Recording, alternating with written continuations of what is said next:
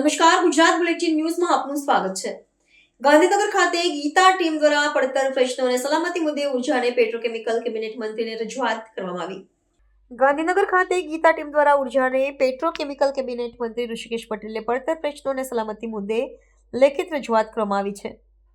જે અંગે જરૂરી ભલામણ કુંવરજીભાઈ બાવળિયા, કેબિનેટ મંત્રી, શ્રમ રોજગાર તથા જંબુસર ધારાસભ્ય સ્વામીજી તથા ગીતા પ્રમુખ ભગવાનભાઈ કરગટિયા, ધારાસભ્ય માંગરોળ નેવાસી દ્વારા ટેકનિકલ કર્મચારી પ્રશ્ન મુદ્દે અને સેફટી સલામતી મુદ્દે વહેલી તકે મીટિંગ આપી નિરાકરણ લાવવા ખાતરી આપી છે,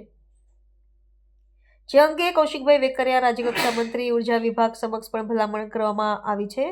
જે અંગે સર્વ ટેકનિકલ કર્મચારીનો પગાર ભથ્થા અને ફિલ્ડ એલાઉન્સ, સેફટી શૂઝ, કલાક જાહેર તહેવાર નિમિત્તે રજા અંગે અને થાંભલા પર ચડી કામ કરનાર ટેકનિકલ કર્મચારી પ્રાણ પ્રશ્ન મુદ્દે રિકસ એલાઉન્સ સહિત મુદ્દે નિર્ણય કરવામાં આવશે। પરંતુ આપણા સર્વે ટેકનિકલ કર્મચારી ફક્ત ટેકનિકલ કર્મચારી યુનિયનમાં એકતા મજબૂત સંગઠન કરી વર્ષોથી મળવાપાત્ર લાભો વંચિત રાખવામાં આવે છે।